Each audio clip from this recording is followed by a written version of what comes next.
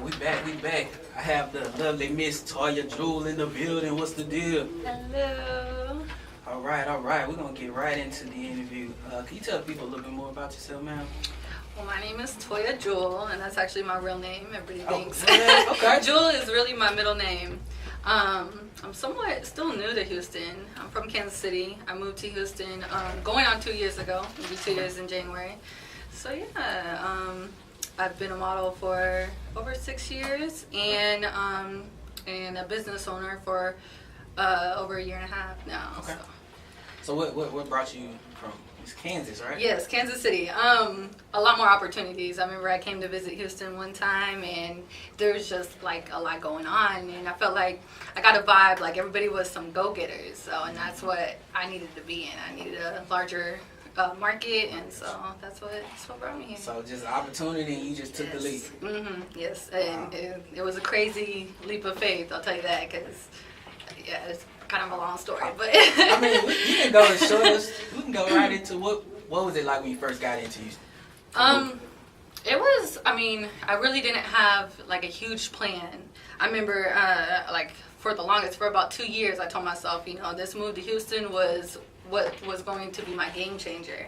And I just sat and I told myself, once I save up this amount of money, I'll move. Right. And one thing that I did realize, there's like no such thing as a perfect timing. Because there was a time that I saved up that much money, and then I was stuck in my lease, and then I was like, okay, when my lease is up, I'll move. And then when my lease was up, I didn't have that much money saved. So when I finally moved, it was really like a leap of faith. I had $300 to my name, and I just told myself, like, I'm going to do this, and if it doesn't work out, I can always come back. And that was my mindset, and I did it, and it's crazy how things worked out. Like, that's crazy. Because you know what? I've been in that phase for like a year now. It's kind of like, I'm waiting till this happens, but then something always comes up. Yeah, it's like excuse upon excuse. There's no such thing as the perfect timing. You just have to do it. You just have to take that leap. And I'm a huge advocate for people, following their dreams and just going for it. And I like to think of myself as, like a living example. And because I came out here, I worked for maybe 6 months until I just decided I was like, my main reason for coming down here was to pursue my dreams. I was like, I couldn't forget that. So I just, quit and, started modeling full time, and then started my business, and have been doing it ever since. And it's just crazy because I know I would not be able to do it still back in Kansas. Gotcha, so. Gotcha. How did you get into modeling? Well, like I said, I've been modeling for about for over 6 years. So I was modeling back home. It just started out with small photo shoots, and then people wanting me to be in fashion shows and music videos, and so that's kind of how it started. What was your first music video like? And what was it, and what was it like? My first video was either for K-Stylist or Tech 9. I can't remember which one came first. Yeah, they're big Kansas City artists. But and it was cool. I was nervous. And I was kind of stiff, but it's definitely been a lot more growth since then. But yeah. Damn, that's kind of like, I guess, jumping into anything you don't know. It's like, but it's kind of like I would say like the ignorance was what kind of, what you don't know. Right. It's kind of like when you that will scare you off more than anything. Just, when you put in your head, it's going to be like this, and it's really not that bad. Yeah. And I feel like I'm kind of a natural in front of a camera.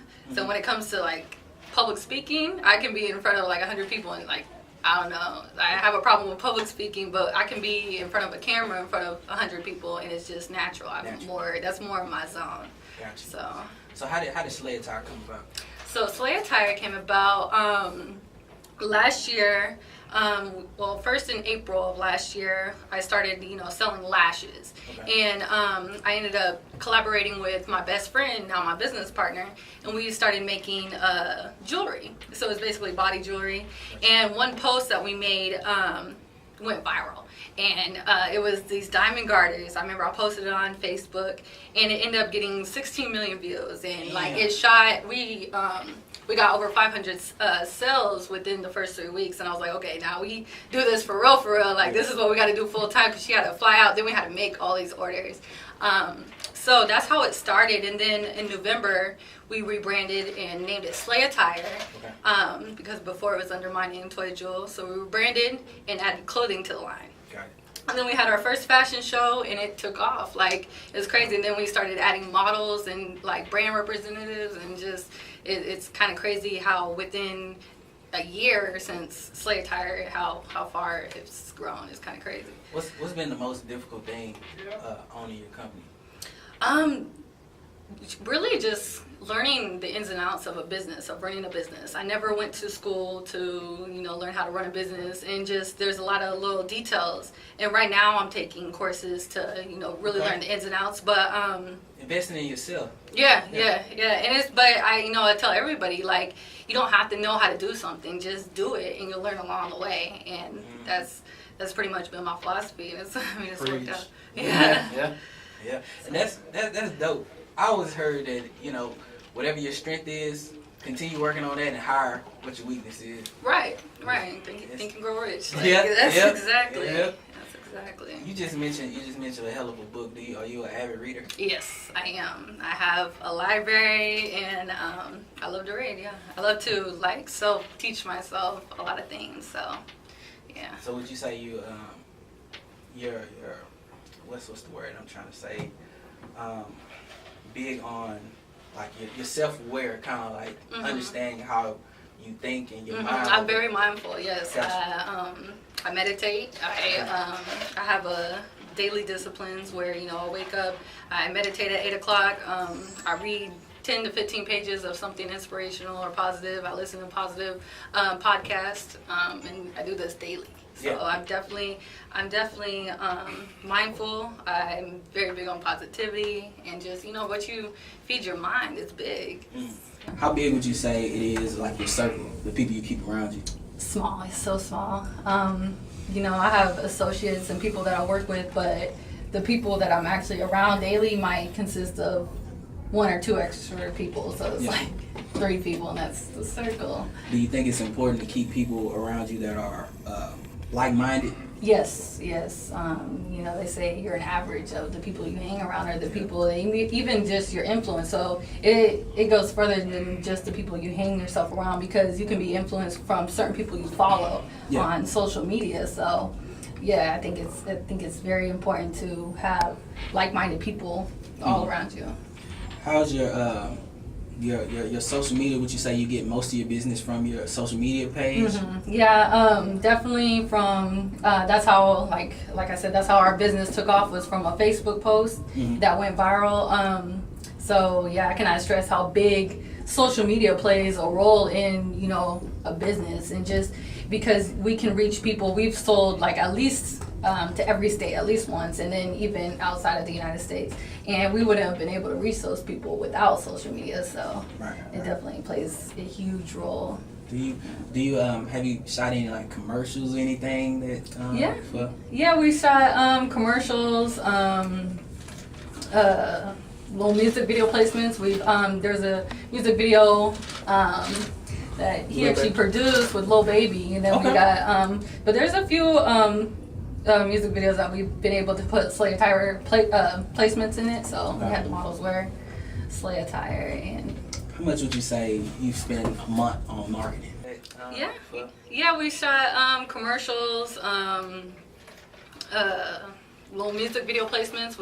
There's a music video that he actually produced with Lil Baby, and then we got but there's a few music videos that we've been able to put Slay Attire placements in it. So we had the models wear Slay Attire. And how much would you say you spend a month on marketing? Not that much. We actually just got into spending a lot money into marketing, because before, like with all everything that went viral, not a dime was spent towards advertising. What? It was all organic, and it's just crazy how that happens. And I don't know if that's rare, but just from people sharing, and a dime was not spent in that's dope. that amount of sales. That's called favor, man. They got that favor on you. What all items do you offer Slay Attire? So Slay Attire is mainly marketed to the average woman between 18 and 35 years old.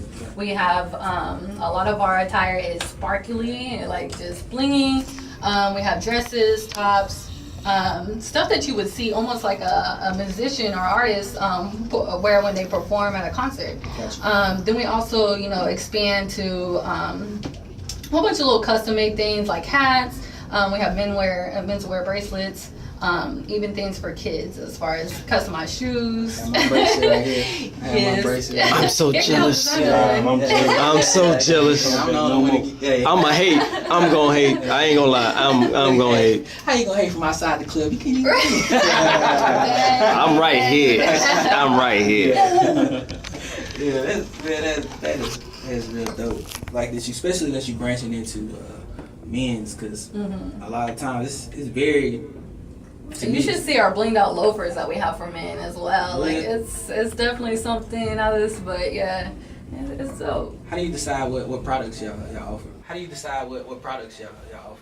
Well, I kind of keep an eye on what's trending. I'm big onto keeping in tune with what's fashionable, what's marketable, and then if I see something, I may create something similar. And kind of just see how it goes. And the good thing about everything being handmade, I can just make something, just one thing, and then see how the public reacts to it. And then and everything's made to order versus buying something wholesale. Yeah, say you buy 100 t-shirts and nobody wants to buy them, so you kind of waste that money. So you would say you have a lot of one-of-ones? A lot of one-of-ones?